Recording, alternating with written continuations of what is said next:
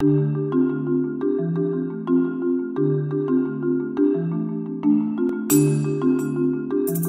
this time what I've done is I've soaked up some old egg trays in boiling water. So I've literally poured it on. We basically just soaks through the cardboard, and then we can use that for growing mushrooms on as well. That one, that's quite cold now, so we can start adding the spawn to that one now if you like. There's a little bit of water in the bottom. There we go. What we'll do now is we will actually inoculate the cardboard that I prepared yesterday with mushroom spawn. And it's very simple to do. Basically what we have here is a number of egg boxes.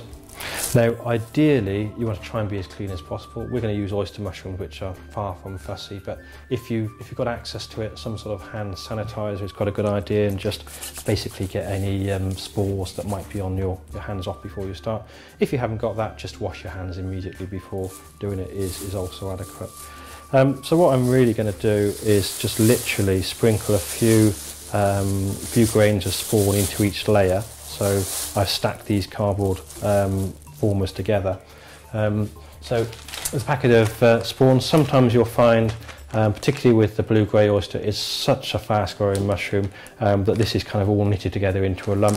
If that's the case, just give it a little bit of a prod before you open the packet, just to break up the individual grains from it. And then literally all I will do is sprinkle a few of those into that layer, a few into the next layer, and so on. And this really isn't that critical.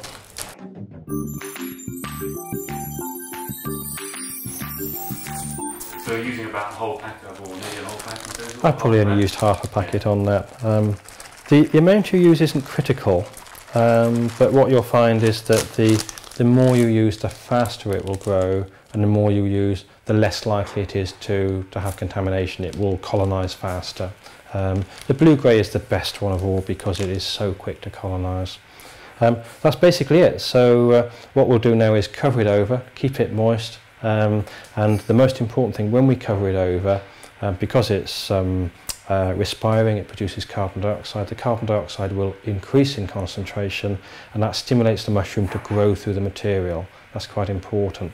And then what we will do in about 4 weeks' time, 4 to 5 weeks' time, it's not critical, could leave it 6 weeks or 8 weeks, we'll open it back up. The carbon dioxide level will drop very suddenly, and that stimulates the mushroom to start producing mushrooms rather than to carry on growing through the material.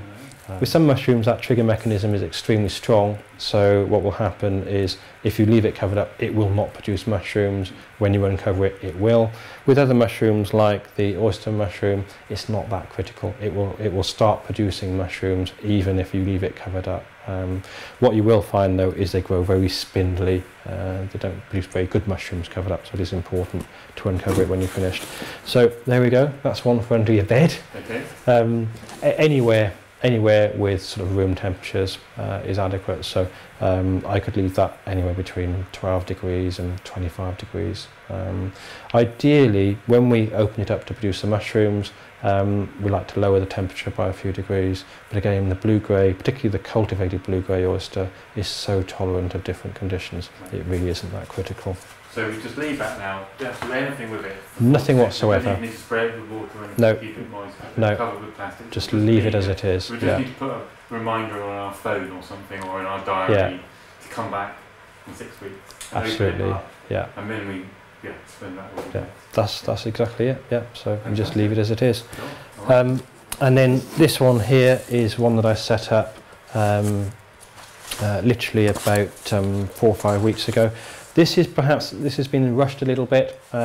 If you look at the egg boxes, you can see where the mycelium has started to colonise it.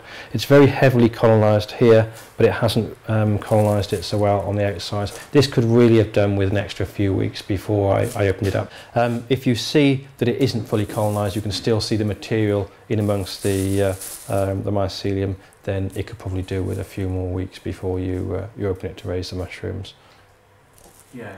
And will the spores that you put in all the different layers, will some of them come out the side, or will they all be coming up from the middle? Well, what tends to happen is the mushroom sense the mushroom mycelium senses where the oxygen is highest, so that's where the mushrooms are produced.